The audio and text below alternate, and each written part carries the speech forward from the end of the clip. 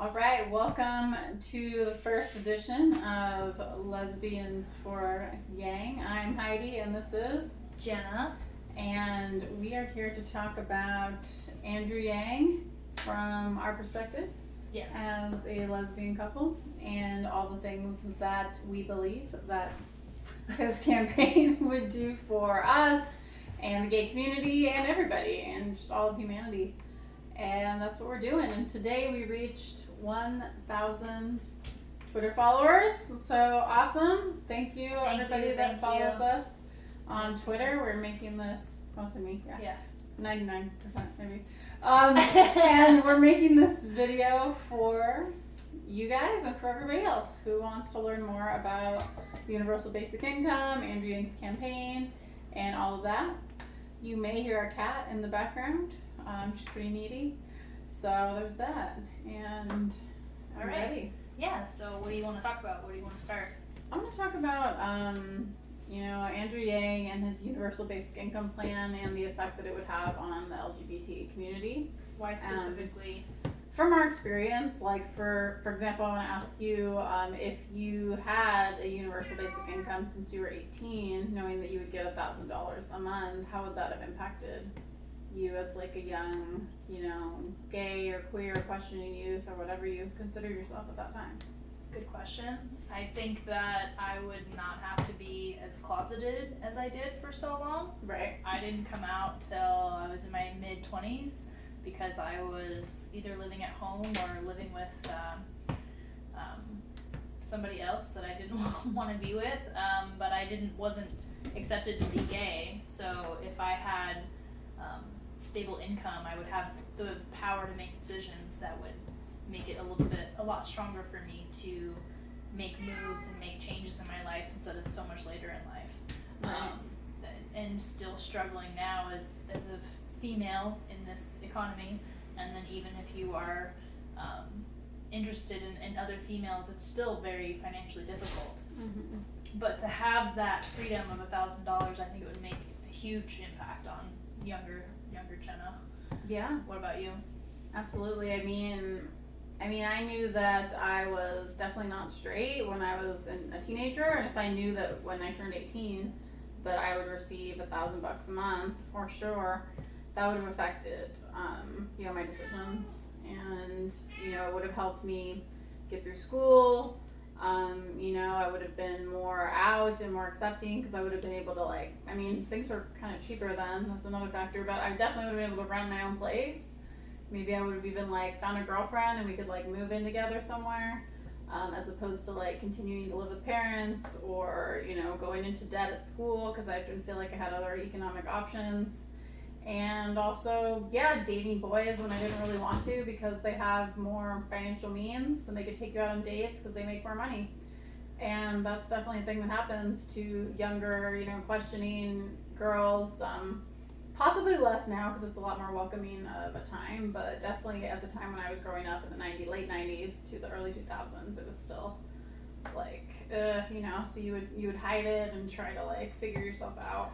And it made it easier. You'd be like, okay, I can, whatever, survive off of going out and having men pay for things for me. That is just a reality of life, and that puts you in awkward situations when you're a gay woman that you don't necessarily want to be in, and you have, but it's hey, this guy's gonna give me some money, maybe I'll hang out with him, and then, you know where that goes, and that's just not, Definitely. it's not something that you want. But if you have that stable income, then those are the things that you can avoid. Well, and going back to, it being easier being in a heteronormative relationship, my first relationship, the only way that I moved out of my house was that I moved in with my boyfriend.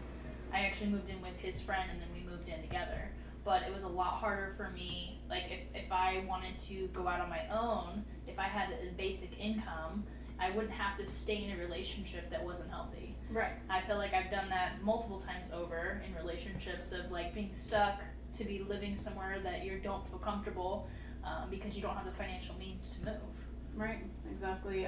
So that's definitely one huge thing with being LGBT youth is that LGBT youth often struggle financially and don't feel like they have the means that other people may have. So, there was one time when I actually was living at home with my family, and there was some anti-gay things going on in the family where I felt really uncomfortable, and I wanted to move out to get away from it, and I literally didn't have money, so I had to call my friends and ask if I could borrow money so I could scrounge enough money together to like go and get a room, go and like rent like a whatever $500 room somewhere. This is Tulsi. Yeah, Tulsi.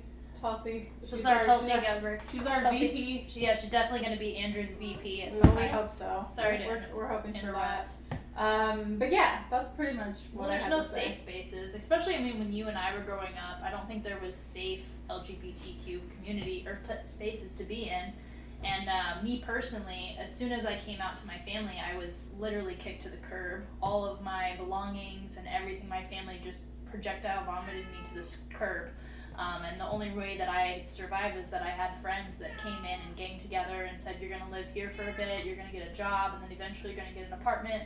But I had no money, I had no support, and to have Andrew tend to the needs of those type of people is huge. I mean, it's specifically for LGBT communities because that's what we're talking about, but it really widespread spreads to everybody, anybody, any teenager or anybody that's in a unhealthy living situation has the means to make it better. Right.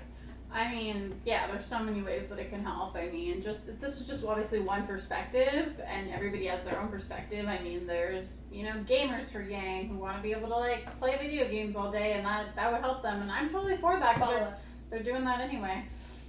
More lesbians for Yang. We're not gamers for Yang. I'm just saying, gamers. Let's gang together. Okay, right. Gang.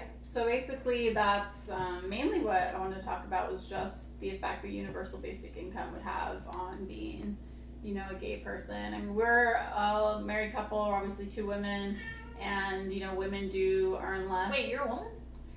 Yeah. Is that okay with you? It's a weird thing that we get asked in Portland too, is that they go, so do you want to go by male, female pronouns? And it's the first time I've ever had to deal with that, where it's like, no, I'm really gay. Like, I'm really gay, and I'm married to a woman, and I like being called a woman. So, like, definitely call me female pronouns. Right, yeah. Whatever pronouns you like, we're fine with that. But yes, we are two women. She's and hers. She's and hers. But yeah, that's pretty much what I wanted to talk about was that perspective. I mean, everybody has their own perspective, I think, but, universal basic income is something that I heard about and I thought seemed really cool and futuristic. And then I was like, oh wow, we could actually get this done now, and reading his book and getting to meet him and told him our story of getting married and how it was a financial struggle for us and how, yes. Heidi and Jenna, I love lesbians. Signed by the Andrew Yang. Yes. I don't know if you guys can see that, but So hopefully they're following us on Twitter and they've seen that. Yes. It's my pinned post for like forever. Maybe I should have a different pinned post, but yeah, so that's basically what I wanted to talk about. Is there anything else that you wanted to discuss in regards to? I mean, we could go off. I've never been part of any political campaign ever, and because I'm married to this lovely lady that has that cares about the world and cares about everybody and opens my eyes to broader perspectives, being part of the Yang Gang has been the coolest, most eye-opening and inviting experience to the world. I mean, It's like the anti-politician, which is great. That's I mean, probably why I so like cool. it. Look at your shirt. Show your shirt. I mean, when so has there math- ever been a politician? math, money, that and marijuana. when has there ever been a politician that made a shirt that cool? I mean, that you would just wear anyway,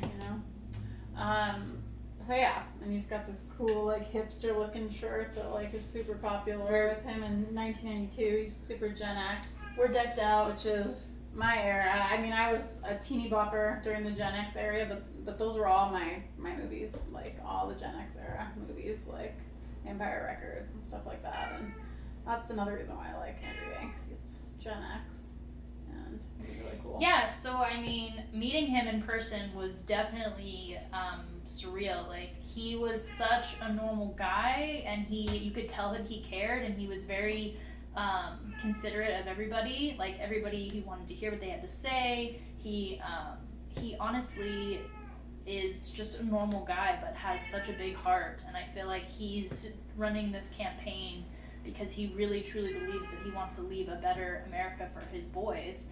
And he's asked other people to do it, and nobody's been able to step up to the plate, and he said, well, then I'm going to do it. Right. Well, I personally think he's the only one that could do it at this point. You know, obviously there'll be other people in the future, but I hope this is a turning point for our country. Well, you know, getting him into office, I hope, you know, makes our country more focused on humanity as a unifying force, brings everybody together. You know, I hope that I'm really optimistic about, there's some big things happening with the campaign, and the numbers are looking pretty good for right now. I do want to see those polls going up, but they're creeping their way up, so still really optimistic. It's only September. We've got a few months and a lot of debates and a lot of time, and the Yang Gang's only growing and getting stronger, which is great. So I like that it unifies so many different demographics and so many different groups that he is kind of that unifying glue of like, it's not left, it's not right, but it's forward. And I think that he's saying, let's do something that'll benefit everybody. Yeah. And let's do this all for the people. That's the whole point of being in office. It's Absolutely. not to benefit your own personal gang or your family or anything like that. It's actually meant to, you're supposed to be serving us. And I feel like that's why he is the best choice. Well, he's good for everybody. He's good for the country. He's good for the world. I mean, there's like Aussies for Yang, which is awesome, and people see the effect that, you know, having a universal basic income in our country would do for the entire world. It would literally, if we get a UBI, if we get the freedom dividend, other countries are going to follow suit. And, you know, we could live in a utopia instead of a dystopia, which is where we're headed right now, is dystopian future with no jobs. You know, with technology automating away the jobs. I mean, I've seen it happen. You know, I worked in the Tesla Gigafactory and saw robots taking over.